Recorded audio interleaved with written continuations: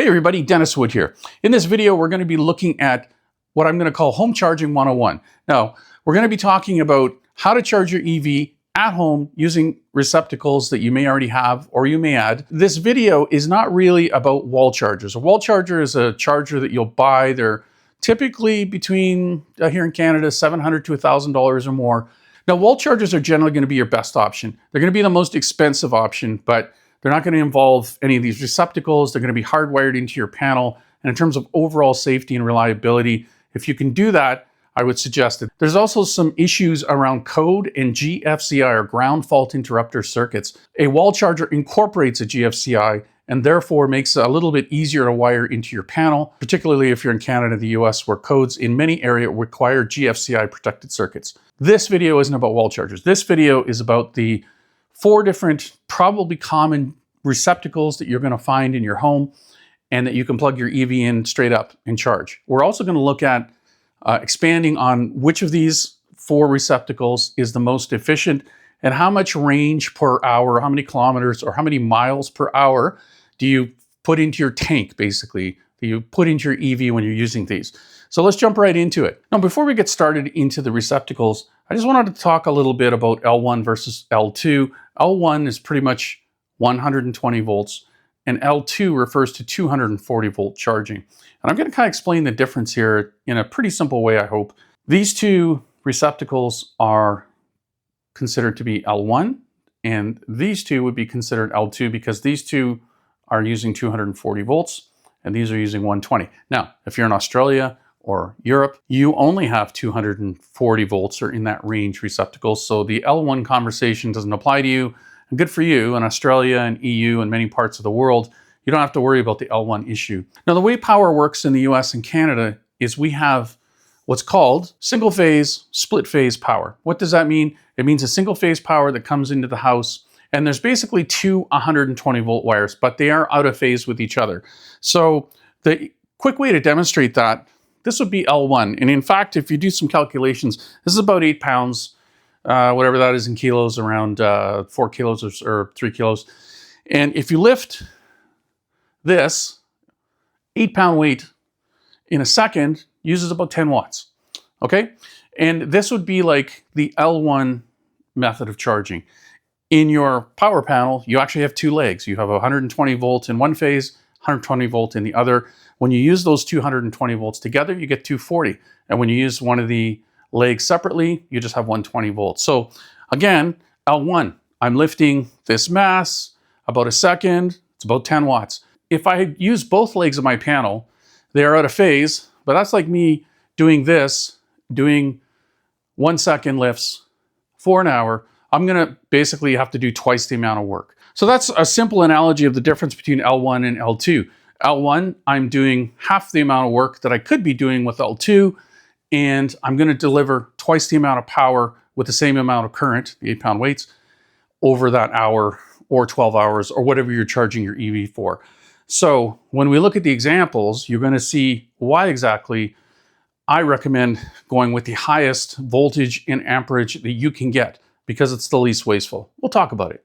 There's a very high likelihood that you have 2, 3, possibly all of these receptacle types in your house that you could potentially use to charge your EV without investing in any other wiring. Or in some cases, you may be able to add these receptacles and this wiring without a lot of expense. Some of you commented in the last video on some quotes that you'd receive. Some of them were pretty high, $1,500, $2,000 to install one of these receptacles. Now, costs will vary widely with where you are and how far you have to run, but in many cases, we're just talking about a short run from a panel like in your garage. Now, in this video, I'm hoping I can raise your understanding of these so that when you go out and get quotes potentially for adding some, you're a little more informed about what it actually costs. But I will tell you the most expensive receptacle here is this 1450, which is a 50 amp, 240 volt. And this is an EV specific one. It's around $50 or $60. The rest of these are between $10 and $20 or less. So we're not talking big dollars here. Now, wiring has gone up in price in the last few years, but it is still fairly reasonable to add a receptacle or add one of these into your existing home wire. I've also come up with 4 whiz-bang animations that will demonstrate how your EV will perform when charging from one of these 4 receptacles. So let's jump into some details here.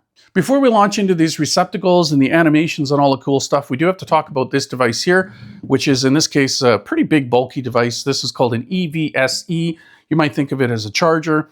It basically has some electronics in here that will manage or help manage safely charging your car. This end, the business end that goes into the EV, will either be a Tesla type plug or it'll be this, which is a J1772. It's pretty much standard. If you're charging at home with an EV in Canada and the US and probably Mexico, this J1772 is going to be the one you're using. And if your vehicle comes with one of these EVSEs, and many of them do, it will probably have this end. If you have a Tesla, or if your car came with a Tesla, it's called an NACS adapter, then it will look a bit different than this, but it's the same idea. On this end, many of them have a dual type receptacle or dual type plug. So this has the NEMA 515 plug here. And if you wrestle with this a bit, you see it's in there pretty good. There's actually a tab here and a tab here that will remove this. And it's just an adapter. And the EVSE knows basically the difference, or it will communicate to the car that now it's connected to 240 volts instead of 120 volts. This is a NEMA 515 plug, and this is a NEMA 1450 plug. This will flow up to, in this case, for this EVSE, a maximum of 30 amps, but the plug, just to be extra confusing, can flow up to 50 amps. Now, as we go through all these calculations, some of you will say, hey, my 15 amp circuit can flow 15 amps. So why is this only accepting 12 amps or only pushing 12 amps? There's an 80% rule with EV charging. None of these receptacles can flow more than 80% of what they're rated. So if it's 50 amps, you can't run more than 40 amps. Why? We'll demonstrate that at the end as things heat up, but literally it's all about heat. It's about things heating over time. None of these receptacles were designed to run 12 amps or 15 amps or 20 amps for 12 hours or 24 hours. They were designed for making a piece of toast or a hair dryer, that sort of thing. So the 80% rule is something that I'll talk about often. We'll just get that out of the way. So in terms of the EVSE, you're going to have this type of arrangement. And I'll show you, I have another EVSE. We're going to basically give that a good shove so everything's locked.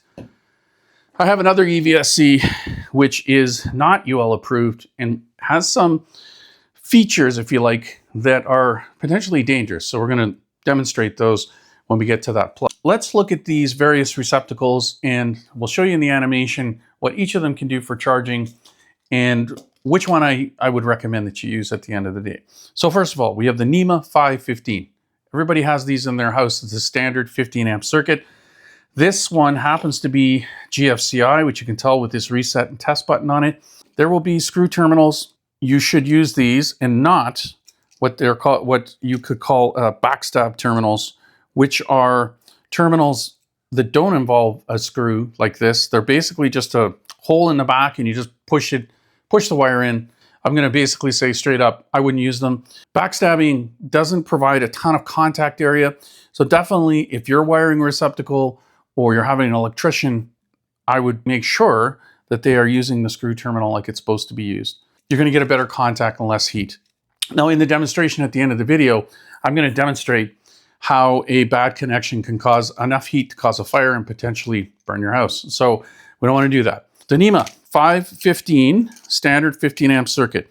There's the 80% rule we have to follow. We can only run this for a long period of time if we're at 80% of the circuit, meaning if it's a 15 amp circuit, we got to derate or we have to take it down to 12 amps continuous. So this charger by default in pretty much any UL listed or CSA or CUL approved EVSE will only ever charge at 12 amps or allow you to charge when you're charging via one of these receptacles.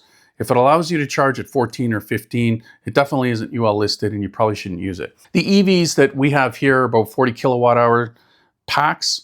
They're not huge battery packs. What's a 40 kilowatt hour pack? A 40 kilowatt hour pack can output 1,000 watts for 40 hours. Okay, so you could plug in a, I don't know, 1,000 watt heater, run it for 40 hours if you had 100% efficiency. That's what a 40 kilowatt hour battery in an EV will do. So a 60 kilowatt hour battery just has more energy stored in it. So now I can run that 1,000 watt heater for 60 hours And a lot of EVs have bigger packs, 70, 80, 90. They're all over the place. But for our demonstration, we're using a 60 kilowatt hour pack in the animation. So we'll run the animation and we'll pause at the end so you can see the numbers here. But again, it is NEMA 515 plug.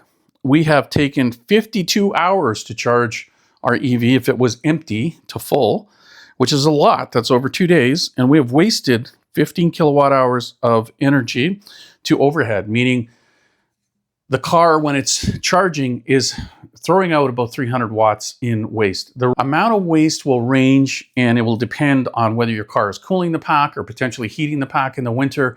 But the generally accepted value for that is 200 to 400 watts. I'm going to throw up a study here so you can actually look, and I will throw a link up in the description so you can look at that study. I believe it was done with a pile of Chevy bolts. That overhead is waste at the end of the day. It's not going into the battery pack. You have to use the power because it's been sitting, the car has been sitting running for 52 hours. So this will be the most expensive, if you like it, overall way to charge your car because you're throwing away this 15 kilowatts of power. You've wasted about 20% of what came out of the wall, and you've added about 4.6 miles or 7.3 kilometers per hour. So that is the NEMA 515 standard 15 watt receptacle. We'll leave the cheat sheet right there. Now, the other receptacle that you may have in your house is a 20 amp, 120 volt receptacle. This one again is GFCI. How do we know it's a 20 amp receptacle? It's really easy to tell. It looks just like this one, by the way. The only difference is this little slot. And by the way, these are not plugged in. I'm using a steel pick here. Don't do this don't try this demonstration with a connected receptacle, all right? Because you will probably electrocute yourself. If you look at these two, they look pretty darn similar, except there's this little T here, and a proper 20 amp receptacle should have this blade, and you should not be able to plug that 20 amp plug into this receptacle. Now I'm going to show you an EVSE here that doesn't follow that rule, is not UL listed, and could potentially be a fire hazard. So I'll grab that. We're going to put the Nissan one away here for a second, and we'll grab the 16 amp EVSE. All right, so here is the 20 amp, and again, it's called a NEMA 520. I've just got the wire specs here. It's typically a 12 gauge wire, so it's a little bit thicker wire that will go to this versus this receptacle. This is rated at 20 amps, but again, you have to derate if you're going to be charging an EV from this. So the most you can pull from this is 16 amps. Now, if we have an EVSE like this one that can pull 16 amps, then we can plug it into here. So again, it's 120 volts, 16 amps max. And we'll run this scenario. And you can see there, you're adding more range and you're wasting a little bit less. So the numbers here look like 1920 watts or 16 amps is the max you can pull from here. You're going to waste, it's going to take about 37 hours instead of 52 hours. So it's definitely going to be faster. And it's going to waste about 11 kilowatt hours. And you're going to add 6.5 miles per hour or around 10.4 kilometers an hour if you use a 16 amp, 120 volt receptacle. Most EVs, surprisingly, are around the same efficiency. So if you want to compare them in terms of fuel efficiency, it's called MPGe. You know, a Leaf will be around 110 MPG, or you can say 110 miles per gallon, 110 miles per gallon, which is sort of a way to compare it to a gas car in terms of how much energy. All EVs are vastly more efficient than their gas-burning counterparts. If we talk about the MPGe of various EVs, they're all pretty close. Model 3 Tesla, the new ones, probably some of the most efficient at around 130 MPGe. A Chevy Equinox EV, all-wheel drive, you know, fully loaded, you're going to be at around 100 MPGe. So it's still quite a bit more efficient, but all the EVs are relatively close. So when we give this range 6.5 miles per hour or 10.4 kilometers per hour when you're charging in these methods, it's an average and it'll probably work out pretty close regardless of what EV you own, unless maybe it's a Hummer or some massive vehicle like that. That's the NEMA 520, okay, 16 amp at 120 volt plug. And this is what I wanted to show you. This is potentially quite a dangerous piece. This something you really need to be aware of. So here we have an EVSE portable charger that you can buy. It's not UL listed. It has a NEMA 515 plug, which is great. And if you plug this in at NEMA 515, it will pull 16 amps from the receptacle. And you'll notice here, one of these blades should, if this was a UL listed, this blade should be rotated 90 degrees, this one. Why? Because I should not be able to plug an EVSE that pulls 16 amps into a 15 amp receptacle, which this one is. Now, if you inadvertently plug one of these devices, one of these EVSEs that is pulling 16 amps from this plug into this, you're going to potentially pull 16 amps from a circuit that's only rated to pull 12 amps. And it's going to get hot and potentially cause a fire. Now, what should happen is that your fuse or your breaker should blow, but breakers have been known to fail. Fuses, not so much, but it's going to get hot potentially. Hopefully, it'll just blow the breaker. But again, it shouldn't be possible to do that. This blade should be rotated. And if you're going to buy an EVSE that's UL listed, I guarantee you the plug is going to be at 20 amps specific. So it will go into here, but it will not go into here. Now, if we pull this, this is a different type of plug, which we're going to talk about in a second, which can pull 16 amps at 240 volts. So back to the dumbbells. Now, instead of one dumbbell or 16 amps, now we've got 16 amps going through 2 legs. I would be very careful buying an EVSE that is not UL listed. This one, I would not recommend that you buy. So we're not going to talk about it, but it is good as a demo in terms of what's out there. You can go, by the way, and buy UL listed EVSEs like this at Home Depot. And one of them is a 16 amp at 240 volts or 12 amps. I think it's a DeWalt actually. So it will be 12 amps at 120 volts. So you can plug it into the standard NEMA 515. And if you take the adapter, it'll have a pigtail adapter just like this one. If you take that off, then it will let you charge 16 amps at 240 volts. I'll set this aside and we're going to look at this. Now, this looks a lot like these, but you'll notice there aren't 2 plugs options, and it's actually labeled here 20 amp, 250 volts is the max, but it's going to be flowing a max of 20 amps at 240 volts. So this is called a NEMA 620. If we run the animation, if you have one of these, which you might have an air conditioner or something like that plugged into it, let's run that animation. And we'll pause the animation at the end, and we'll see here, well, now you're charging in 16 hours in the 60 kilowatt hour pack, and you've only wasted 5 kilowatt hours. You're also adding 15 miles per hour, which is about twice as much as you were adding 16 amps at 120 volt. This is 16 amps, but it's at 240 volts. It's kind of like that barbell example. Now you're flowing 16 amps through both legs of your panel. So there's more energy that can come through here. So instead of having a neutral or essentially a ground on one side and a hot, they're called hot and neutral if you're an electrician. But this will have 120 volts here and 120 volts here. So, and this here is the ground. So that'll be this guy. Green is always ground. If you happen to push something into this terminal, they're both hot, so you will get electrocuted. On these ones, if you happen to get onto the neutral side, like if a child, God forbid, sticks something in there, they probably won't get a shock. With 240 volts power, these are both hot. So the 240 volt receptacles are a little more dangerous. There's obviously more energy at play. So you want to make sure on all of these, just as a matter of course, if you're doing terminals, again, I wouldn't be using backstab for any of these. You definitely want to make sure that you're stripping off the correct amount of copper and you're bending it the correct direction so that when you tighten it, it's actually sucking it in. There's tons of videos on how to do it. Definitely want to check those out because there's a right and a wrong way to put a conductor on here. You have to be really careful. So that's our NEMA 620 example. And I happen to use a receptacle just like this here in my shop. Why? Because I have a garage and my garage has a sub panel back there. I can only run 30 amps through that sub panel. So I can run L1 at 120 volts or 12 amps at 120 is fine. 16 amps at 120 is fine. 16 amps at 240 volts also fine because my garage doesn't have anything else basically pulling power when I'm not in it. So that's all LED lights and that sort of thing. So the amount of power available on your panel, in your garage, etc., if you have multiple panels or sub-panels, is going to kind of control what's the max you could feed your EV. But if you look here, if you look at what you're adding in terms of range per hour, you can kind of see that even the L1 is adding about 5 miles per hour. So if you were charging overnight for 8 hours, 5 times 8 is 40. So you're adding about 40 miles overnight. That might be fine for your use case if you're just, using it as a grocery getter or so on in town.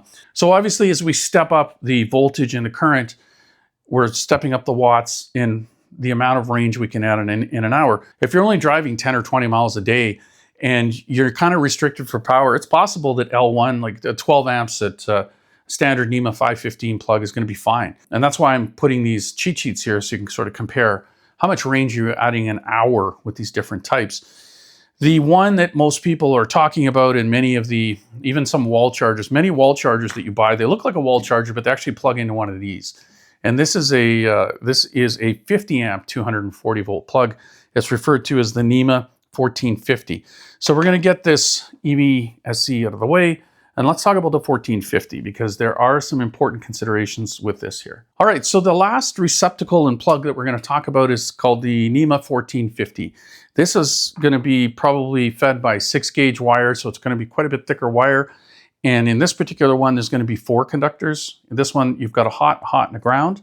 This one will have a hot, a neutral, and a ground. This is the type of plug you would find for an electric dryer potentially, or a range hiding in behind your stove. These have been around for quite a while. This, in fact, was one from a renovation that I pulled out. This is a Leviton. This is also a Leviton, and there's a big difference between them.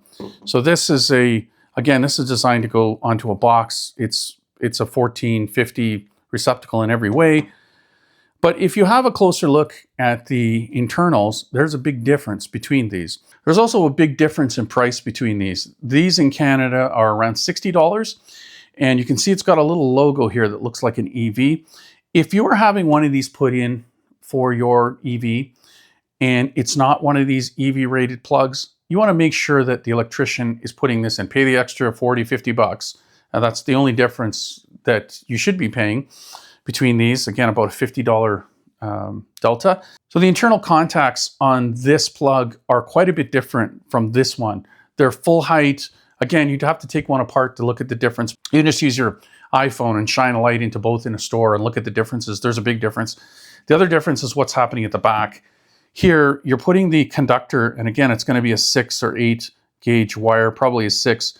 You're going to place it into this port, and then you're going to use a Allen key, and this is to be torqued to 75 inch-pounds, which is around, I want to say 6 foot-pounds, pretty close.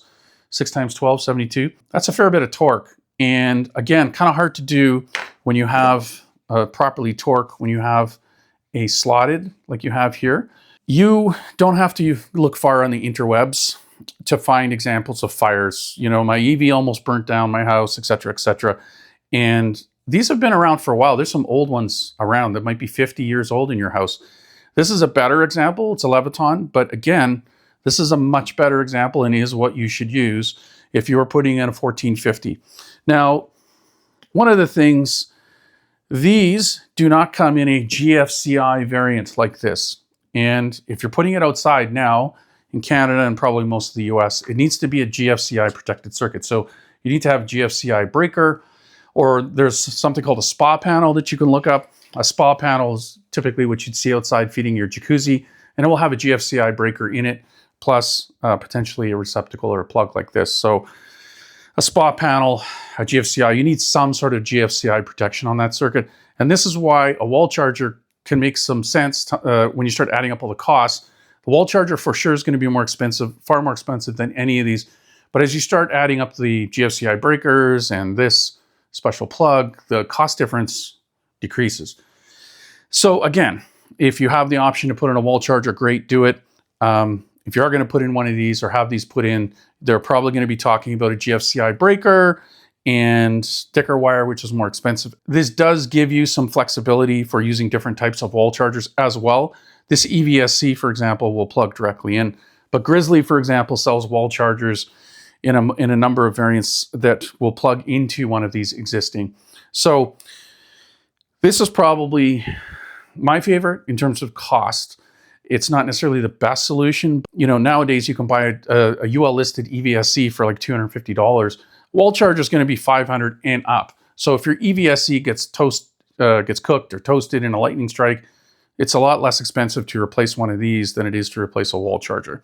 So if we run the simulation, now we're talking quite a bit more juice here. We're talking 40 amps of current, okay? 50 amp max, but you can only run 40. Again, that's the 80% rule. We're going to waste the same amount, about 300 watts every hour. But we're going to charge our 60 kilowatt EV now in 6.5 hours or so. And we're going to do it with only 3% waste. We're going to be adding 37 miles per hour or 60 kilometers each hour in range. You can see why this 1450 is going to be the preferred method of charging with an EVSE if you can. Now, if you want to go faster than 40 amps, if you're not happy adding 37 miles of range per hour or 60 kilometers each hour, then your only choice is a wall charger. You can go up 50, 60, up to 80 amps if you need that amount of power to be added to your EV. But definitely for us, in our use case, using either 16 amps at 240 volts or 30 amps, which is the max that this EVSE will put out to the car. So to wrap this video up, we're going to go over some tips and tricks that may actually help prevent a fire in your home. So we're going to have a little bit of fun. It is a serious topic. These tips actually do not just apply to EVs. They apply to any receptacle in your house or any type of wiring, but we're talking about EVs. So what we're talking about is a high load over a long period of time, longer than most house wiring and receptacles were ever designed for. Now, if you go with the heavy duty kind of versions, the industrial versions, and you go with the EV specific 1450s, you're not going to have a problem. In fact, if you're doing the 80% D rate and you're using, you know, high quality or higher quality electronics, you're not going to have a problem. But when you first start charging an EV, it can expose some potential issues with your wiring that you never knew about. That happened to me here. I started charging in this garage, has a 30 amp service. And for some reason, there are still old school fuses in the house because it's a 100-year-old house. And one leg or one 30 amp fuse kept blowing, but it wouldn't do it until about 35 minutes, 40 minutes into charging the EV at 16 amps. I've had the house for 20 years. I've been out here working, doing using all kinds of tools, never had an issue. But as soon as we started charging the EV, we did. So we're going to demonstrate basically what that issue was. It was in the panel and I had to redo some connections. But I'm going to show you something here. I'm going to do away with the metal pointer for this because this is live. So I do not want to electrocute myself here.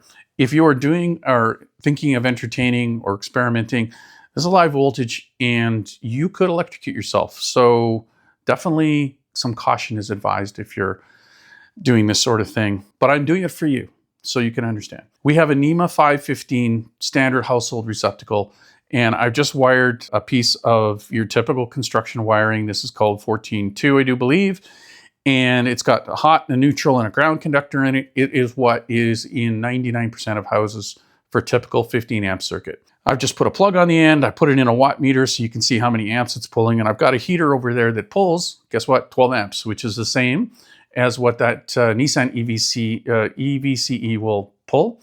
So we're going to turn the heater on and we're going to look at a few things here. So what you're seeing on this energy meter is amps, and it should go to about 12 amps. You may very well have a heater in your house that runs constantly, maybe in a cold room. So this is a test you can do in any receptacle. Now I have a couple tools. One of these is a really inexpensive, typical infrared pointer. It's just has the laser on it. We can get in close here and have a look at temps.